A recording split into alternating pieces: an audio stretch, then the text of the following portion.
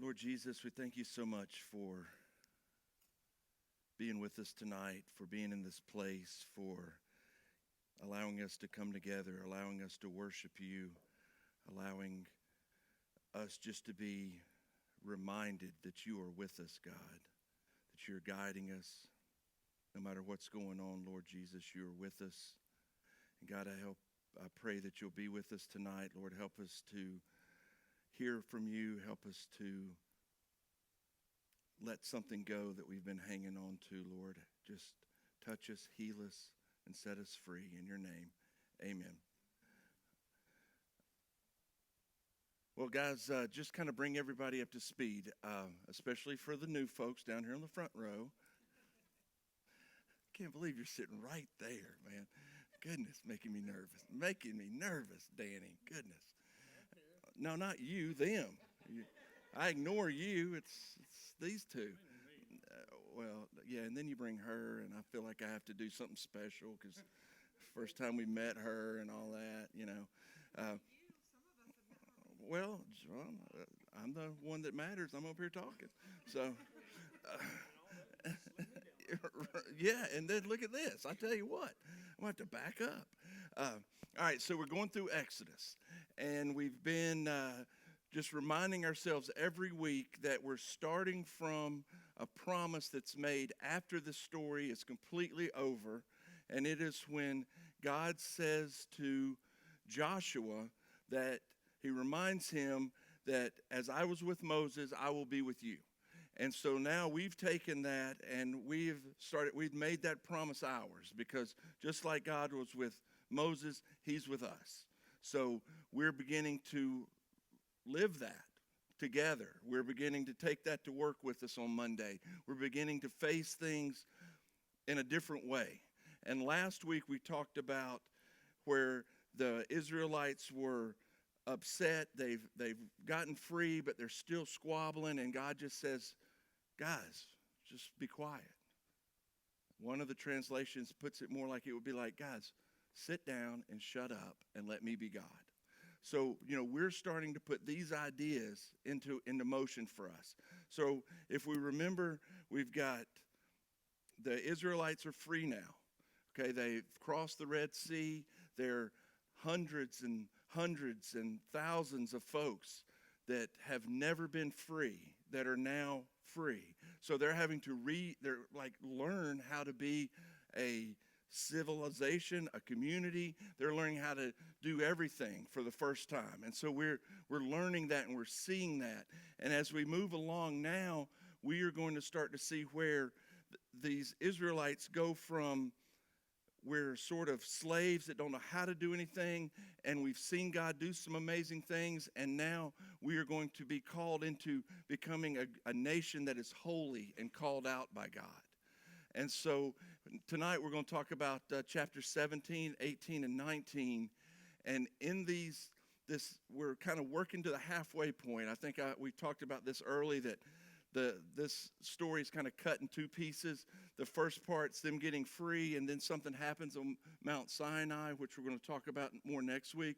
But the Ten Commandments and that whole deal happens, and then there's a whole other half of the story. So we're almost to this idea of sort of the halfway mark to where God is really going to speak to them for the first time. So now we've got a battle that's about the first conflict that these guys have encountered. Is they're free now. They don't know how to do anything. They don't really have everything they have. They've had to run and carry with them. And now there is an army that wants to take them over.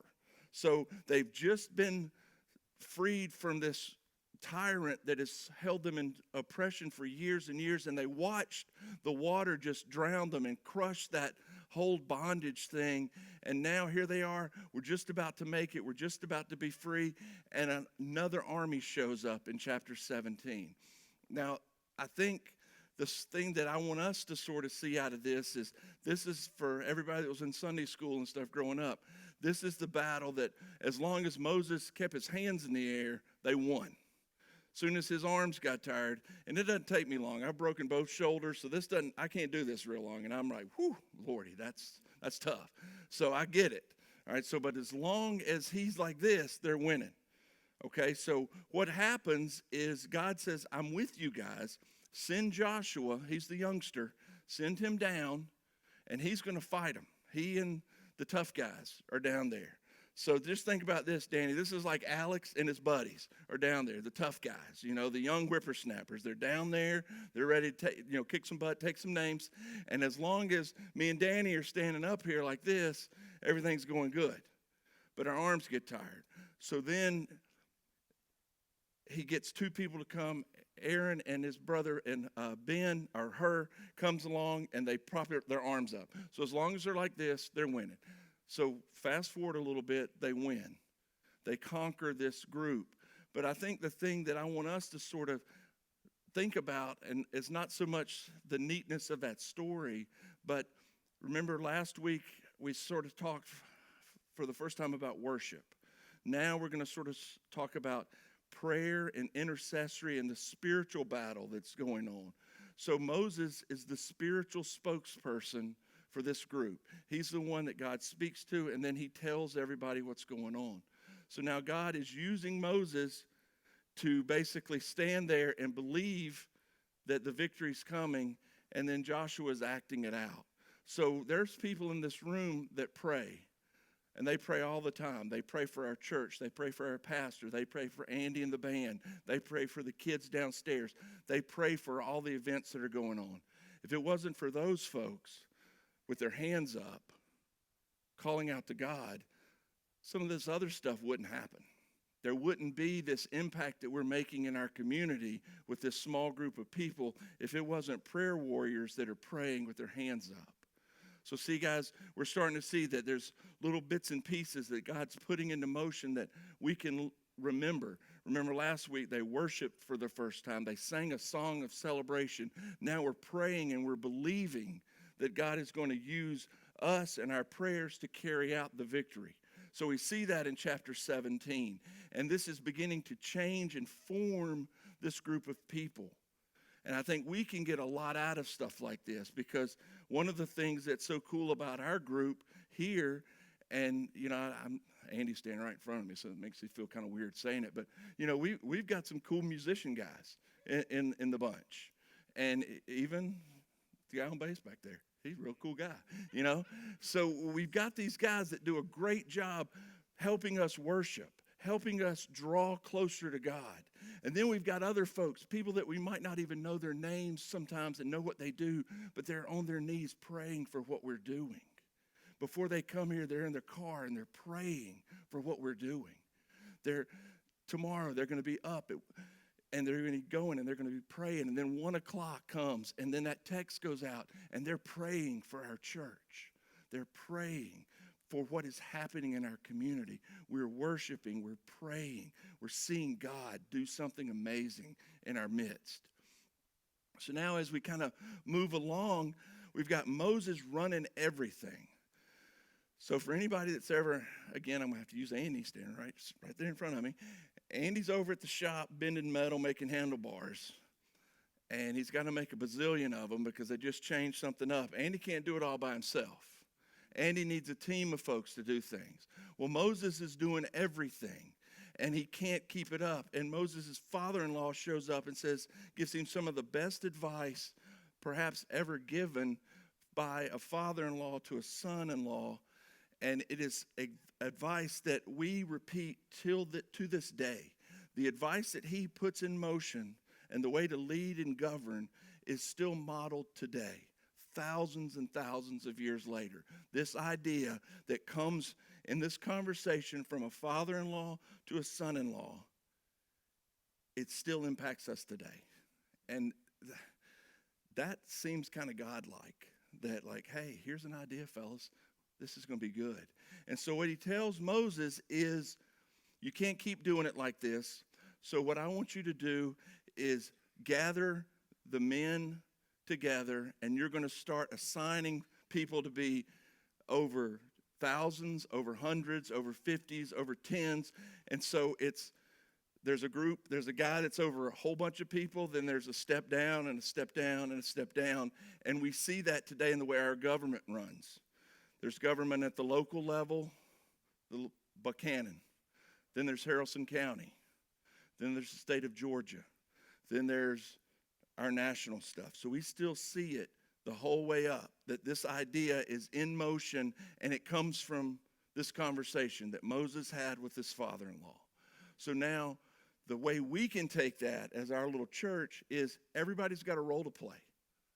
Gene's our pastor, and Gene has a ton of stuff on his plate. Andy has a ton of stuff on his plate because of all the music and stuff. But then it trickles down a little bit. Then there's the Sunday school teachers. Then there's the folks that put together our Thursday night meals. Then there's the folks that are standing out in the parking lot.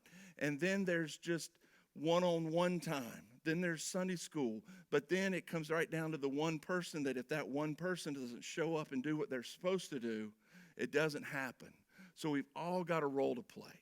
Everybody is super important. Gene couldn't do what Gene does if Cliff doesn't do what Cliff does. And it's got to be that way. That's the way we're created. That's the way God has built this thing. And it goes all the way back to this conversation between a father-in-law and a son-in-law. And there's so much value in that for us, and so much that we can remember and think, you know what, I don't know if I really want to lead that class. But man, maybe I need to. Maybe if I show up on Sunday morning and I lead that small group, that takes some weight off of Gene. Or maybe that takes, if I bring those vegetables, maybe that helps Kathleen. And it ripples out. The little things, they mean so much. So see now, guys, we've got the importance of worshiping together, the importance of praying together, the importance of working together, and communing together. Do you see where we're going with this? Is this making a little bit of sense? That we're building on something, and the model has been tested for thousands of years. So that's what we're seeing, that God is building with these folks that not too long ago, they had no idea how to live. And God is building a nation. He's building a people. He's building people together way back then that will still be impacting us today. And that's pretty amazing. That is pretty amazing that here we are, Buchanan, Georgia, in March 2023, and we're talking about a story that was thousands of years ago. And it still has an impact, and it still stirs our spirits. So then in this conversation where Jethro, the father-in-law, tells Moses, he gives them some examples of what's a leader supposed to be like. And I think we can all glean something from that. Moses says that that the guys that are going to be leading, they should have a relationship with God. They should be trustworthy. They should be I can't be bribed. I can't be swayed. I can't have my buddy come up to me and say, hey, man, we go way back. This guy is kind of bothering me. I need you to come down harsh on him. See, we can't be like that. We can't rule and live and be like that in our family, in our church here. It's got to be because we put God first, we're trustworthy, and we're honest, and we're seeking the betterment of the whole group. I can't put this relationship over this relationship because this is what I'm called to be. So we start to see how it all kind of links together. We see how it's all building on each other. And seeing the thing about this is now Moses is stepping back a little bit, but God is still speaking to him. So he is being spoken to directly by God, and then he is, in turn, has the time and the energy to then teach. Then to, maybe like Gene, preach. Maybe like Andy, play the music. Because things are taken off of our leadership. And so we're able, everybody playing a role, it makes our church better. It makes our leadership stronger. See how that's all kind of building? So everybody's got a role to play. Everybody plays a huge piece in this puzzle.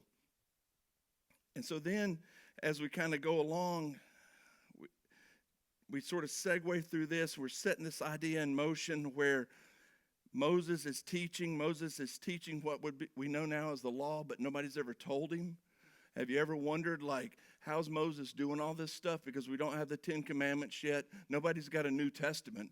Nobody's got an Old Testament. Nobody's got anything.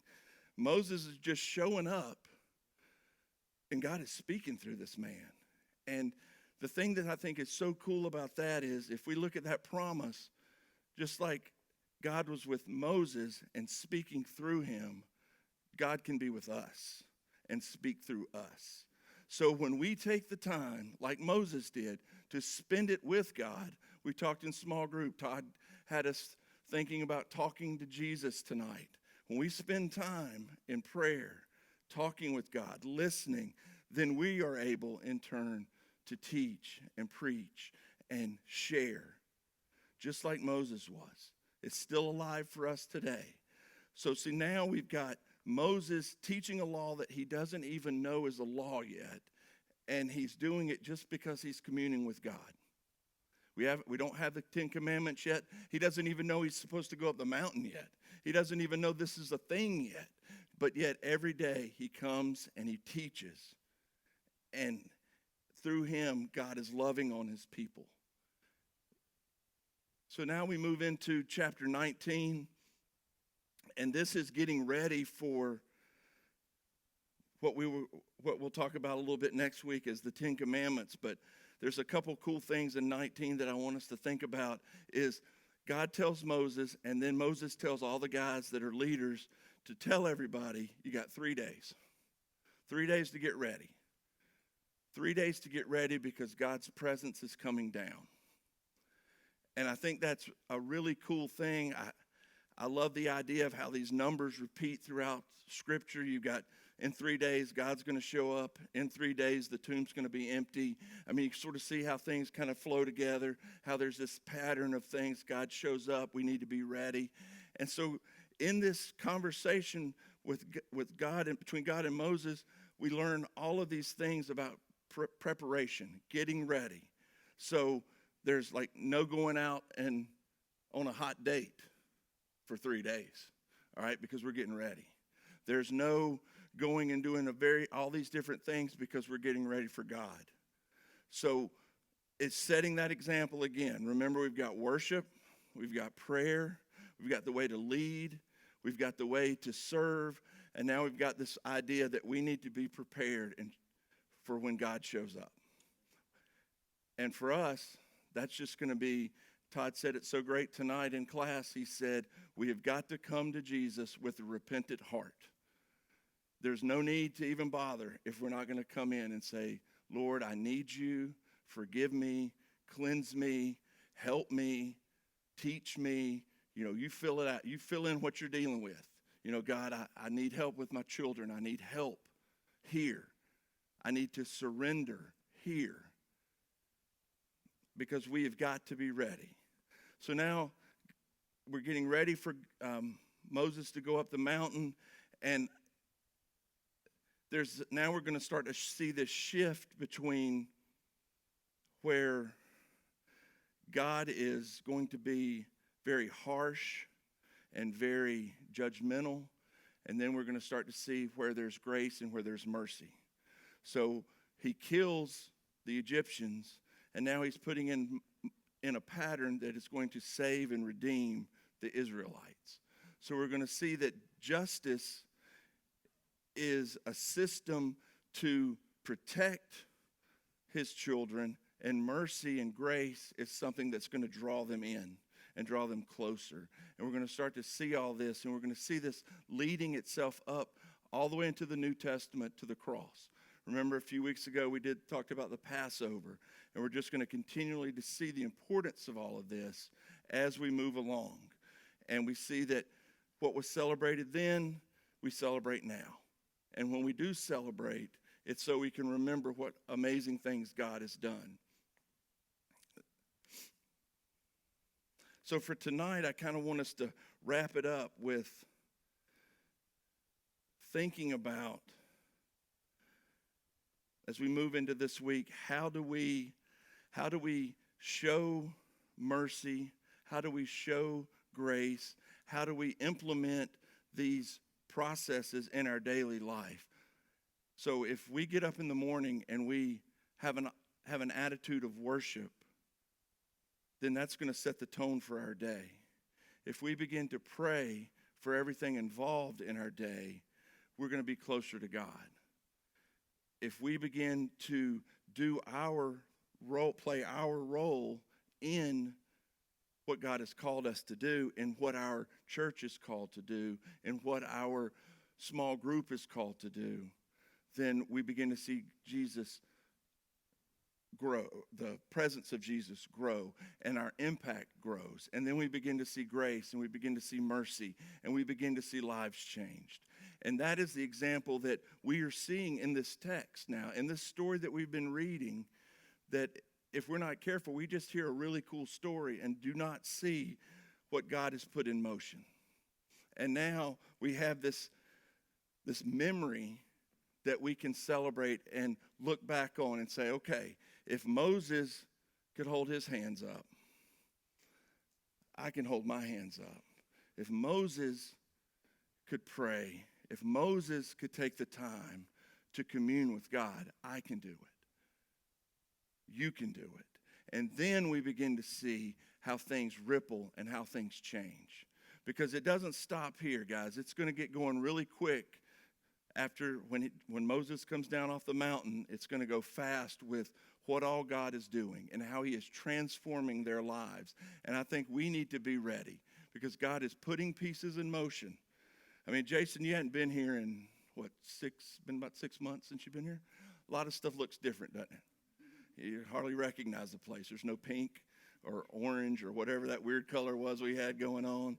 There's none of that going on. The place doesn't look the same. The people, there's faces that I'm sure you've never seen before. So things are happening and changing. And when we're not right here in the middle of it and we come back, you see it and you're like, whoa, here it is. Look what we're doing. Look what God is doing through us. And so, guys, I want us this week to just remember that, to hang on to that, to be willing every day at 1 o'clock. If you don't get the text, I don't know, maybe Denise knows how to get the text, but there's the reminder. You don't get it, well, I don't know, and Joanne's not here to tell us how to do it. But anyway, there's a reminder text thing that goes out, and every day at 1 o'clock, we as a church pray for one church. It's pretty easy to remember, one church, 1 o'clock. Okay? It's pretty simple. Well, then Kathleen says just put it on your calendar. Kara says it's on the app and on the Facebook page. Okay. All right. I'm assuming the church app and not like Instagram or something, right? Okay. All right. So it's on the church app. But anyway, so every day, let's commit this week that we are going to stop for just a second at 1 o'clock. And if you miss it, it's all right. You can come back to it. I don't think God cares if you pray at 2 o'clock or 3:45. I don't think it really matters. I think he can sort it all out. I think he's still there. Yeah. And if if you can't stop and just pray, just take a sec and be like, all right, God, thank you for blessing me and allowing me to be part of this group and this thing that you're doing. And that can happen in a second when you're walking to the copy machine to pick up something you're doing at work. I don't know how that works because I don't have a copy machine at work. But anyway, I know that happens. I know people do that stuff. So if that's what you do, you walk through the cubicles and all that, take a sec. Say, hey, God, thank you. And then see what begins to happen. See what God lays on your heart while you're talking to him and how you can be a player in what's going on. Because it's not just about Andy and Jean and the pretty faces that are up here on Sunday. It's about all of us and all the pieces that are in place and the impacts we make on our circles, the folks that we meet, and the story that we tell. That's where the impact is. That's where Jesus really, really works, is when we share our story. So, guys, we're going to do our chips now. And if there's anything that